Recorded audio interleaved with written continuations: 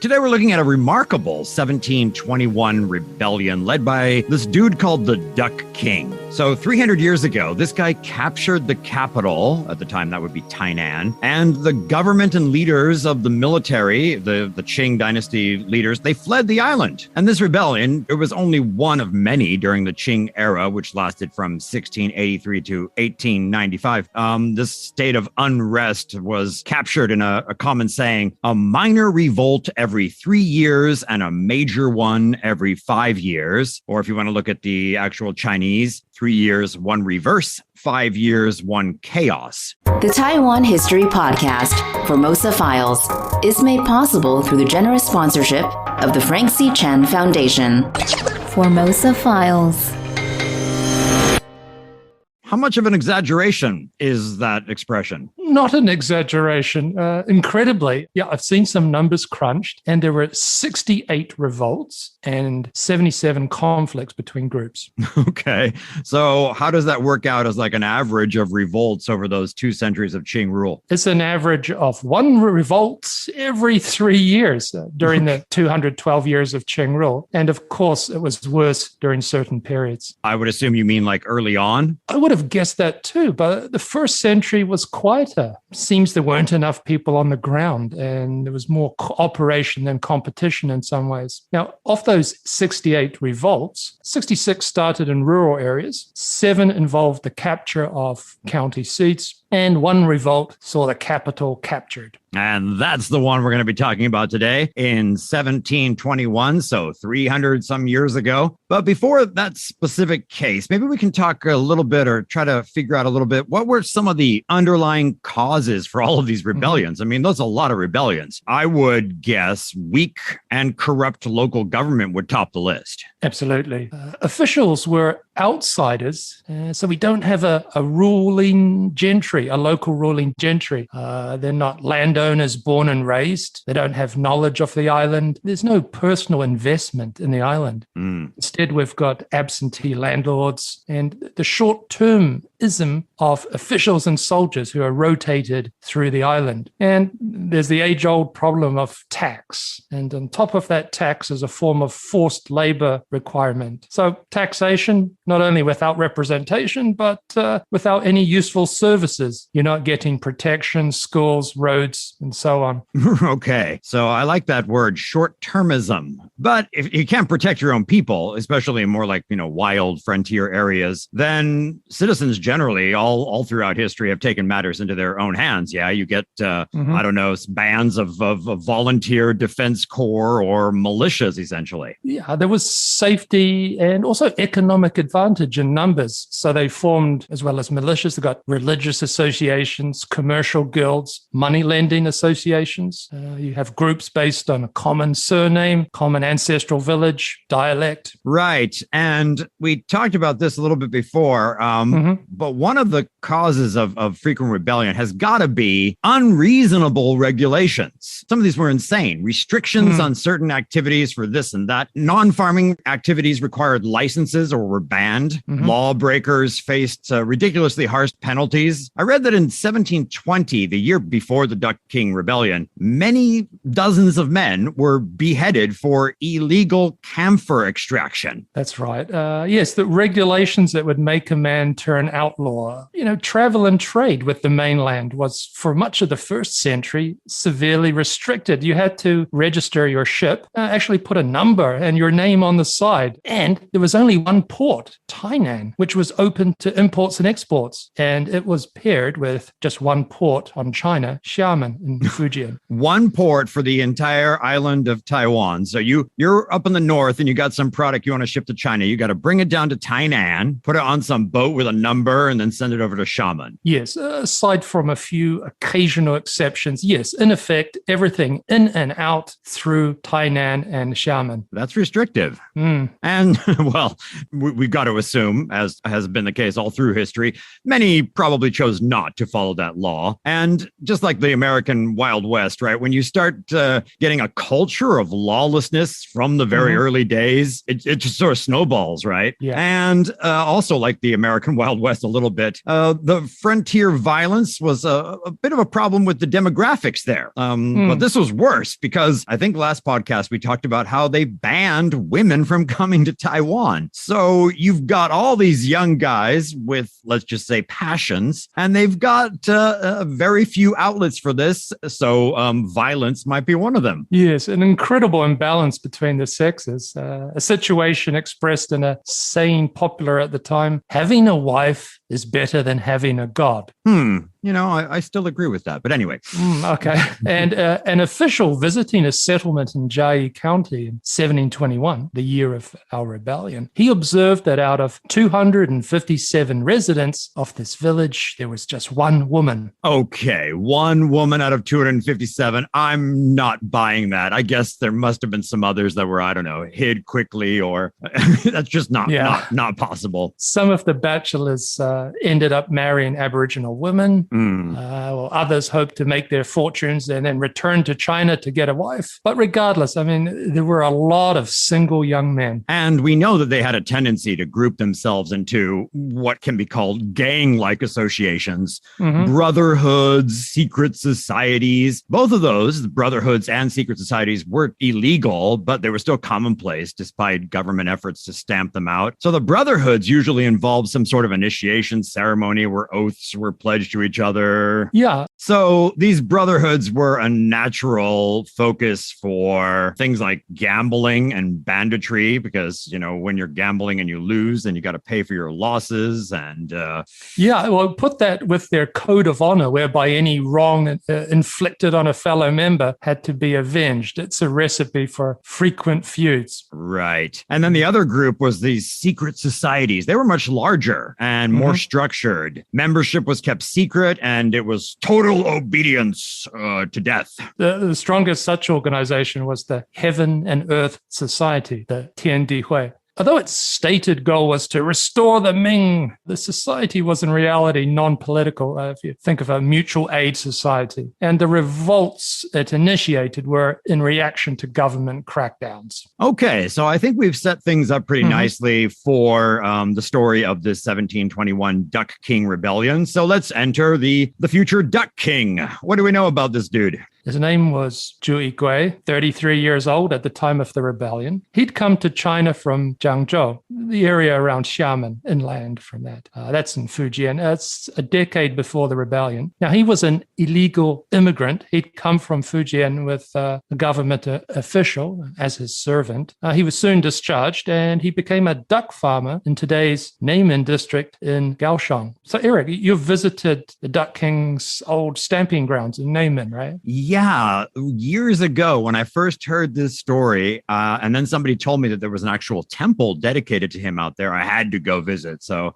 I hopped on my motorcycle and drove out to Neimen. Neimen is now part of Kaohsiung City, but it's very rural. There's not much that has changed there, I would bet, for a couple hundred years. But there is a temple that is dedicated to Zhu Yi-gui, the Duck King. And you'll find this statue of him there with these ducks behind him. And according to legend, he trained his ducks to march to his commands. So the story goes that he befriended some fellow townspeople, I guess, disgruntled with Qing officials. So this new magistrate came in who was a nasty, harsh tax collector, and his son was a brat that was even worse, and it just pushed things too far. And then there's a story that made matters worse. So it's believed that there was a large earthquake right around that time. Yeah, so in March of 1721, Zhu plans an uprising with some fellow discontents.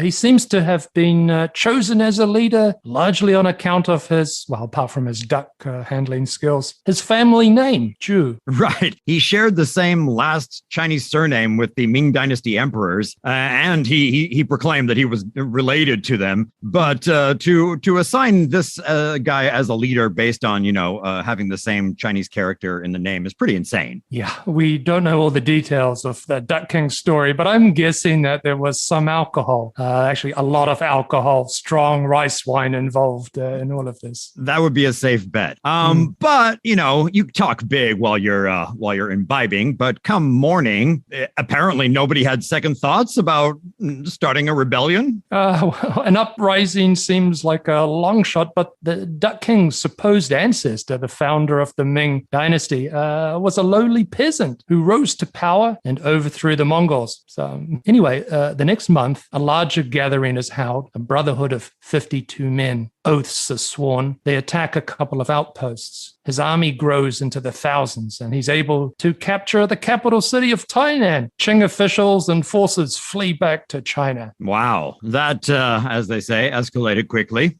So we need to explain how a group of farmers, rice farmers, duck farmers, whatever, managed to defeat government forces. So in the early stages, a lot of the fighting came from a Hakka rebel called Du Junying. This guy was in his 50s, son of a Ming official. He'd come to Taiwan in about 1707 to farm like many other Hakka people. He was from Chaozhou, a coastal area in Guangzhou. That's just south of Fujian. So we don't have time to get into the whole thing, but you should look up the Hakka if you're interested in learning a bit more about the different ethnic groups of China. The Hakka are a distinct group with their own language. It sounds a lot more like Cantonese than Mandarin. They've got their own dress styles, these round houses that they used to make. Anyway, fascinating group of people. So Zhu Yi-gui and Mr. Du from the Hakka have early successes in taking, kind of outlying medium strength outposts. One of them would be in Gangshan, which today is still called Gangshan. Now, this is where things get interesting. The government mobilized its forces in late April, and they call on Plains Aboriginal auxiliaries. They encourage their indigenous allies by offering a bounty on the rebels. Bring in their heads and get some silver. What could go wrong? How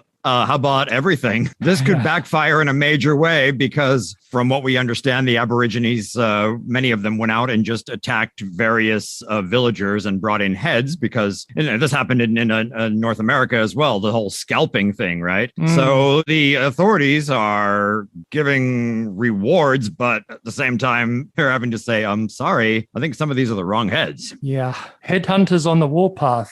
So the Chinese settlers are angry and frightened, pushing many of them over to the rebel side. The Duck King forces swell and the Qing retreat to Tainan. There's fierce fighting there at the capital. Qing forces are better armed, and they actually have arms, but are outnumbered. So the civil and military authorities panic and they flee to the pescadores, to the Penghu Islands and to Xiamen.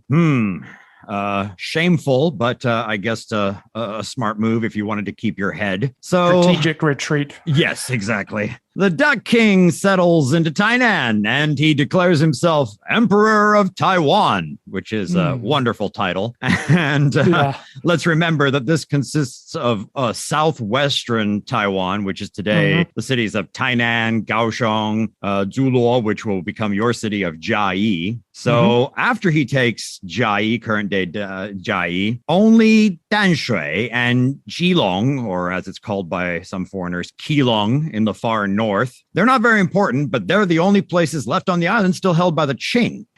And you'll be surprised at what the priority of the Duck King was at this time. He was actually wondering about what he should be wearing. So he didn't want to dress up as a Qing ruler. He had his eyes on restoring the Ming Dynasty, or at least styling himself as a Ming Dynasty emperor, but there wasn't any time to make any. So according to stories, he instead took some costume clothing from opera performers. Great. Yeah. I love that side story. I actually think there's an important background element to it. A lot of the popular stories told orally at the time, and often in these opera dramas, involved righteous rebels fighting corrupt officials. One of the four classics of Chinese literature is The Water Margin, or also called The Outlaws of the Marsh. Outlaws of the Marsh. Mao Zedong, one of his favorite books. He read that on the Long March, and I guess many other times as well. So our new emperor, the great ruler, Zhu Yi-gui, Duck King, master of Taiwan.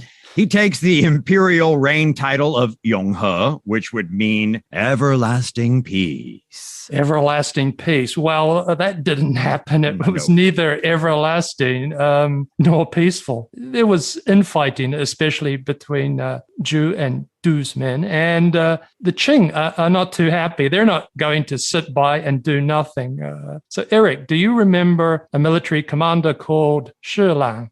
Yes, Shirlang was that admiral who went over from Kaohsiung to the Qing, defected to the Qing, right? And then defeated the Dongning Kingdom, the heirs of Kaohsiung, winning Taiwan for the Qing in 1683. Well, the man sent over to put down this rebellion was Shi Lang's son. Oh. And his force gathered in the Penghu Islands. And quite a force it was. According to the records, an armada of hundreds of ships, 6,000 sailors, 12,000 soldiers. They attacked Anping, Tainan. After a week of fighting, lots of cannon fire, they take Tainan and the rebels fled. So July 17th, the son enters the city 38 years after his father had done so, although he would die on Taiwan from illness later that year. So Zhu Yi-gui had held Tainan for what? 50 days until that expeditionary force retook it. And it wasn't that long before this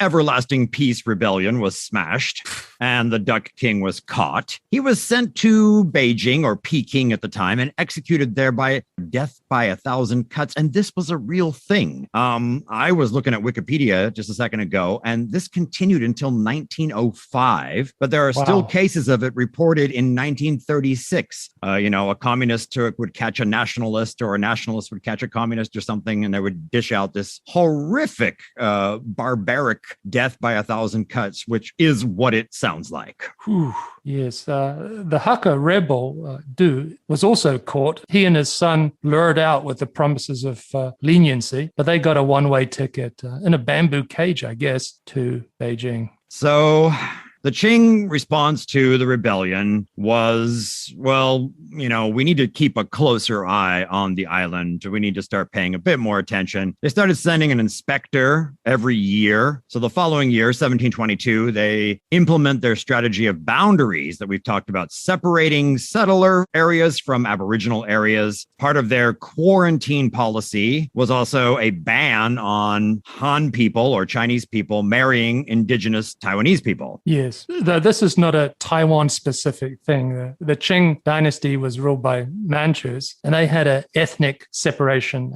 policy. Manchu were not allowed to marry Han. On the frontiers, Han and minorities could not mix, like the Miao in the southwest, the Muslim Hui in Xinjiang. So, in general, it's an intensification of quarantine, but there were those who argued for more colonization. Yes, in fact, they legalized family migration, but it lasted just 8 years or so. In general, there were restrictions, but people still came. Taiwan was attractive, good farmland, plentiful resources, whereas across the Taiwan Strait, we have Fujian, which, according to an old saying, was 8 parts mountain, 1 part water, 1 part land. I love this. 8 parts mountain, 1 part water, 1 part land. One person went through the Chinese really like their sayings with all these numbers in them, don't they? Good math students since ancient times. Another interesting facet of the Duck King Rebellion that continues to this day is the Hakka militia that ended up aiding the government. These civilian militias made up of a group called Liu Dui. It's like 6 camps that spread between Kaohsiung and Pingdong, modern-day Kaohsiung, Pingdong. They were the first to be called Yiming, or righteous people, by the Qing. And to sum up, the Duck King pushed these Hakka people to become a new group of militia and kind of become a culture, a group of, and to this day in Taiwan, we still have this Liu Dui culture, this mixture of 6 areas. Yeah, interesting. The Zhu Yi-gui rebellion was the only rebellion to capture the capital city, but it was not the worst one. That dubious honor would go to the Lingshuang-Wen rebellion. That would be 1787 to 1788, named after Lingshuang-Wen, another illegal immigrant who arrived with his father in 1773 from Fujian. In 1784, Lin becomes the leader of the local Heaven and Earth Society, which you had talked about earlier. earlier, the Tiandi Hui. Yes, but the rebellion,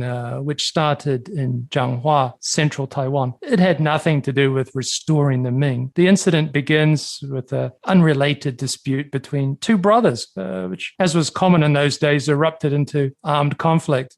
After the government authorities arrested the brothers, it started hunting down those involved, many of which sought out Lin's protection. And government troops, they overreacted, then there's counter-reaction. Lin and his comrades rise up, they capture Zhanghua's county seat, and they head south to Zhulo, modern-day Jiayi. Their ranks swell soon in the tens of thousands, and elsewhere, others are taking up arms. But despite their success, the rebels clearly lacked an organizational structure or a purpose. It's just like, we're angry. It pitted, two towns where most of the people that Han people on Taiwan come from, if you want to trace back their lineage, Zhangzhou and Quanzhou. So these two villages, I come from Zhangzhou, I come from Quanzhou, so we're enemies for some reason.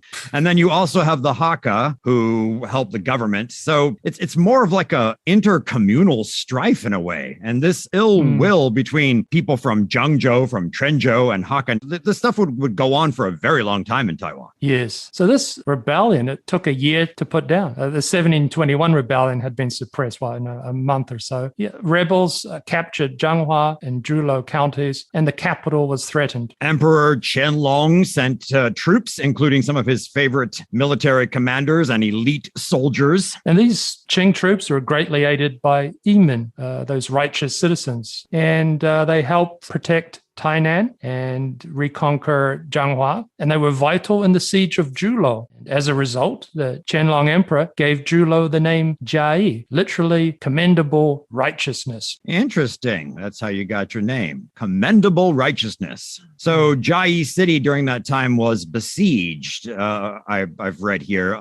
Was it a walled city? Walls in Chinese cities, pretty much synonymous, right? But Jiayi did not have proper stone and brick walls, which we would think of. Think palisades, sharpened bamboo stakes, thorny bamboo fences, earth walls, embankments. Proper stone and brick walls were illegal. Illegal. You couldn't build a solid wall around your city. The imperial court had prohibited them. Their thinking was that if rebels got hold of a city, then they could hold out for a long time. Think of Fort Zealandia standing up to Kaohsiung for 9 months. Right. So their motto was easily lost, easily regained. It was also a way to save money.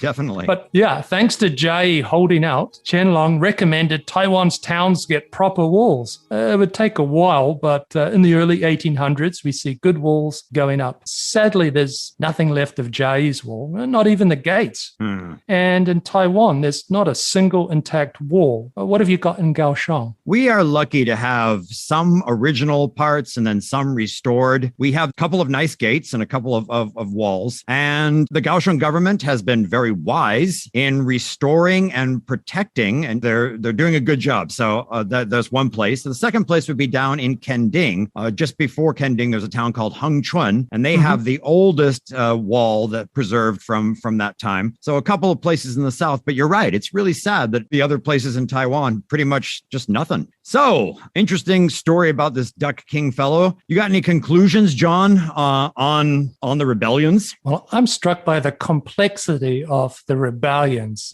Qing rule isn't a simple case of Chinese settlers encroaching on Aboriginal land and fighting them, nor is it a straightforward divide between Chinese settlers and Qing officials. Right. Sometimes Chinese settlers are fighting each other, and even fellow Taiwanese-speaking settlers from Fujian. They didn't call it Taiwanese at the time, but Fujianese speakers were at each other's throats. And sometimes the Aborigines helped the authorities, and the authorities favored the native people over the Han. As a result, sometimes they tried to protect Aboriginal lands and give them more rights. Yes. In fact, in 1778, the Qing set up a formal system of militia of Plains Aborigines in these troubled areas. 12 companies were formed of about 300 to 400 men in each. Plains Aborigines near regular regular army forces. They got an allowance, I think. They were given rights to land. They were involved in putting down some Han banditry and trouble. So there's the Qing using indigenous forces to police Chinese. So all in all, very complex and fascinating history. And there you have it. If you happen to be in Kaohsiung and you're interested in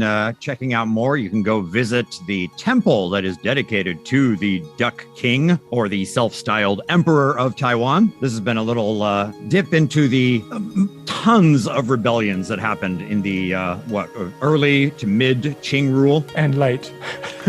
Early, mid, and late. During all of Qing rule, yeah. Yeah. All right, we're going to have to leave it there. I'm Eric Michael Smith. I'm John Ross. Thanks for listening. Bye.